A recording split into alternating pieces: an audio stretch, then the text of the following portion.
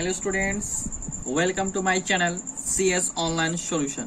आज क्लास 10 सामाजिक विज्ञान का वेरी इंपॉर्टेंट क्वेश्चन लेके आया हूँ स्टूडेंट्स। आपके लिए एग्जाम में जो भी इंपॉर्टेंट क्वेश्चन है उसी से रिलेटेड सोशल साइंस का क्वेश्चन वेरी इंपॉर्टेंट लेके आया हूँ। 100% आपका बोर्ड एग्जाम से रिलेटेड जो भी क्वेश्चन है वो पक्का आपका एग्जाम में इंपॉर्टेंट, वेरी इंपॉर्टेंट, बहुत सभी महत्वपूर्ण प्रश्न जो आपका है एग्जाम में जो रिलेटेड होता है। इस वीडियो को लास्ट तक देखेंगे, स्किप नहीं करेंगे। जो भी पहले चैनल पे पहली बार आए फटाफट सब्सक्राइब कर ले, लाइक भी करे और शेयर भी कर ले फ्रेंड्स। जैसा पहला क्वेश्चन देख रहे हैं, ऑब्जेक्टिव का मुद्रण सबसे पहले किस देश में आरंभ हुआ? ऑप्शन है ए में चीन, बी में जापान, सी में इटली, डी में भारत। तो इसका आंसर जो सही होगा, राइट आंसर जो होगा, मुद्रण सबसे पहले जो है, आपको पता है मुद्रण या कागज सबसे पहले कौन से कंट्री में आया था? तो चाइना में। इसका राइट आंसर हो जाएगा ऑप्शन नंबर ए, चीन।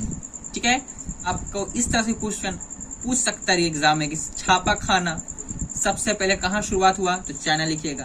कागज सबसे पहले कहाँ शुरुआत हुआ? तो चाइना। सेकंड नंबर क्वेश्चन है, वेरी इंपॉर्टेंट क्वेश्चन है, सविनय अवज्ञा आंदोलन की शुरुआत कब और कहाँ हुई? सविनय अवज्ञा आंदोलन की शुरुआत कब और कहाँ हुई?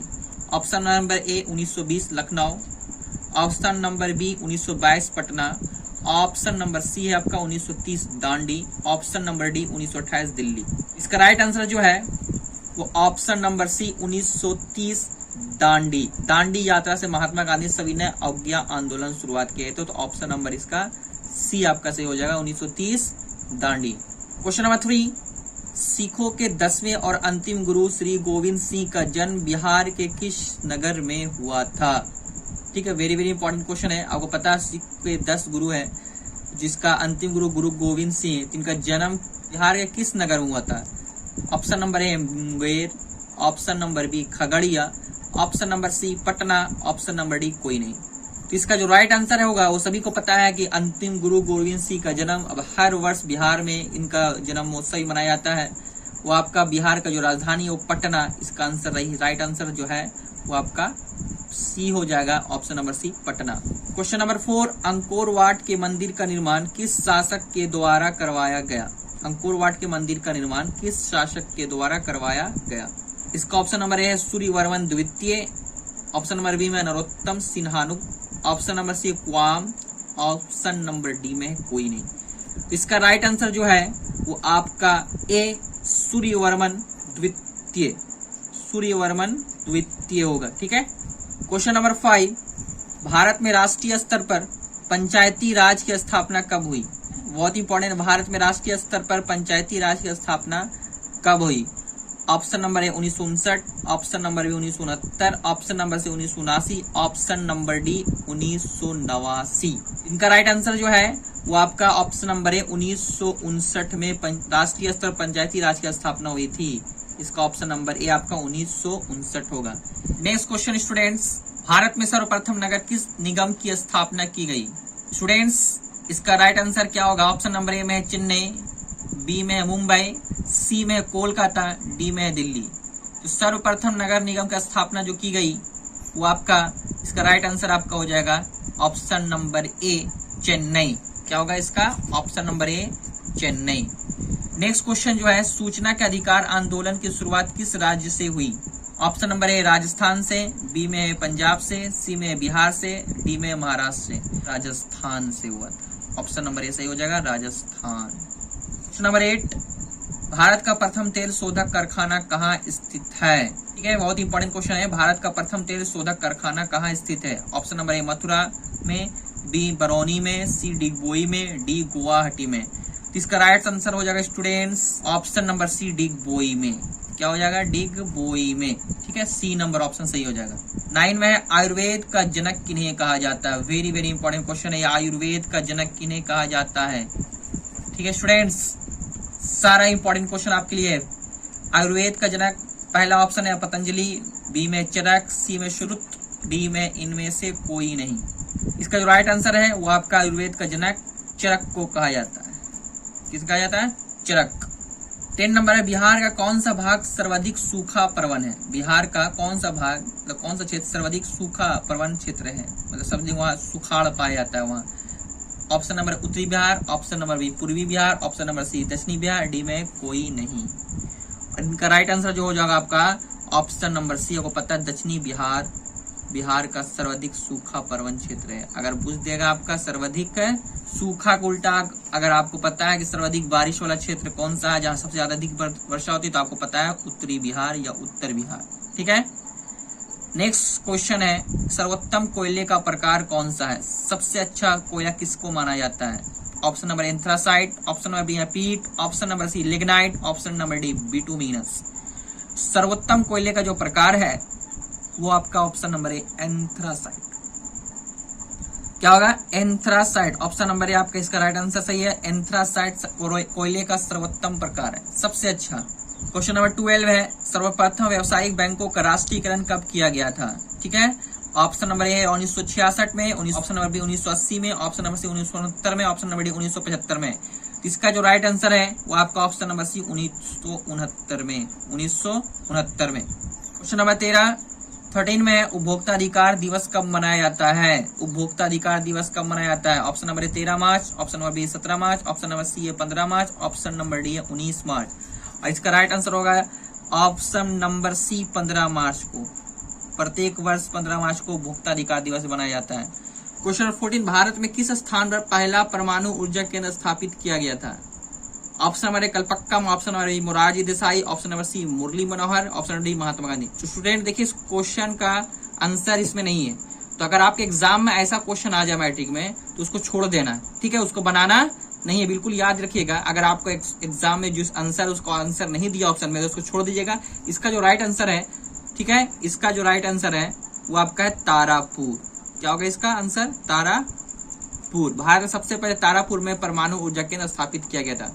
तो मैं इसलिए दिया हूँ क्वेश्चन ताकि आप सीख जाएं। अगर आपका ऐसा क्वेश्चन है जिसमें उसका ऑप्शन नहीं है तो आप उसका आंसर को छोड़ दीजिएगा, बनाइएगा नहीं, इसमें आपको नंबर मिल जाएगा। अगर आप बना देते हैं तो आपका नंबर नहीं मिलेगा। ठीक है स्टूडेंट्स, आयुर्वेद का जनक किन्हें कहा जाता है?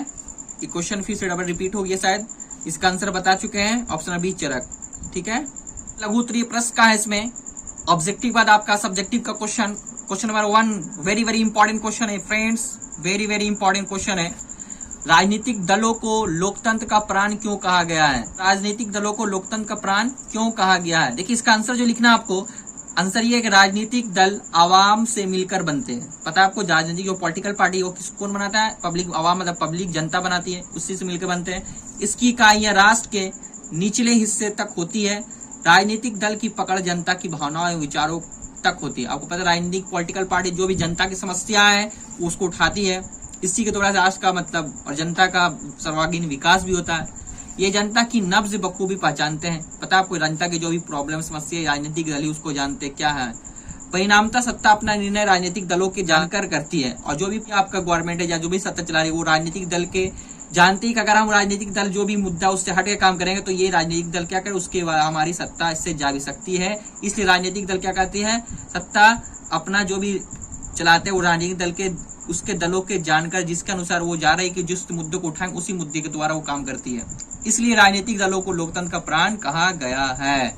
ठीक है, नेक्स्ट क्वेश्चन है स्टूडेंट्स, भारतीयों द्वारा वर्नाकुलर प्रेस एक्ट का विरोध क्यों किया गया? ठीक है, ये भी वेरी वेरी इंपॉर्टेंट क्वेश्चन है, इसको नोट कर लीजिए। अगर लिखना चाहते हो तो लिख लीजिए अपना कॉपी में और इसको याद कर लीजिए। आपको पता है 1857 के विद्रोह के बाद, इसका जो आंसर लिखेगा आप, 1857 के विद्रोह के बाद देसी भाषा में प्रकाशित समाचार पत्रों ने सरकारी नीतियों की आलोचना करना आरंभ किया था। आपको पता है 1857 विद्रोह हुआ था, उसमें क्या हुआ था, सरकारी नीतियों का आलोचना करना। भारतीय समाचार जो पत्र चलता था अपने उसके द्वारा किया जाता, क्योंकि अंग्रेज के द्वारा तो भारत के बारे में नहीं बताया जाता था, तो भारत के जो सरकारी जो छोटे छोटे पत्रकार थे वो उसका आलोचना करते थे। इसे रोकने तथा देसी समाचार पत्रों पर अंकुश लगाने के लिए वायसराय लॉर्ड लिटन ने 1878 में वर्नाकुलर प्रेस एक्ट पारित किया। ठीक है, इसलिए ब्रिटिश जो उस टाइम वायसराय था लॉर्ड लिटन ने, ताकि भारत जो क्या करे वो अपना जो भी समस्या हमारे को, क्या आपको पता है भारत अंग्रेज के बारे में जो उसके अत्याचार विद्रोह उस पर जो अत्याचार किया जा रहा था उसको जो इस तरह से पड़ताना कि उस सारा कुछ उठाते थे, ताकि उससे अंग्रेज को क्या तो उसकी पूरी पोल पट्टी सब खुल जाती थी। इसलिए अंग्रेज नहीं चाहता था कि वो हमारी पोल पट्टी खुले, और इसलिए सर अंग्रेज ने क्या किया, एक एक्ट लाया, कानून लाया लॉर्ड लिटन के द्वारा 1878 में, याद रखिए 1878 में उसका नाम था वर्नाकुलर प्रेस एक्ट पारित किया उसी एक्ट के द्वारा, ताकि कोई भी आप देसी पत्र समाचार कोई भी नहीं छाप सकता, इसीलिए वर्नाकुलर प्रेस एक्ट का विरोध किया गया। ठीक है, मेन कारण यही था।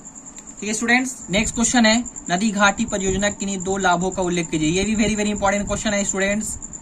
नदी घाटी परियोजना का 2 लाभों का लिखना है। देखिए आंसर लिखिएगा, उत्तर है नदी घाटी परियोजना के 2 लाभ निम्नलिखित है। पहला, ये ऊर्जा के मुख्य स्रोत है, आपको पता है ये ऊर्जा से हाइड्रो इलेक्ट्रिसिटी भी जनरेट किया जाता है, ऊर्जा के मुख्य स्रोत है। दूसरा, बांधों में एकत्र जल सिंचाई के लिए भी प्रयुक्त होता है। आपके पास जो जल एकत्र होता है बांध में, उसको सिंचाई में हम लोग यूज कर सकते हैं। अगला क्वेश्चन, आर्थिक नियोजन क्या है, संक्षेप में व्याख्या करें। ये भी इंपॉर्टेंट क्वेश्चन है, आर्थिक नियोजन क्या है, एग्जाम में वेरी वेरी इंपॉर्टेंट क्वेश्चन है।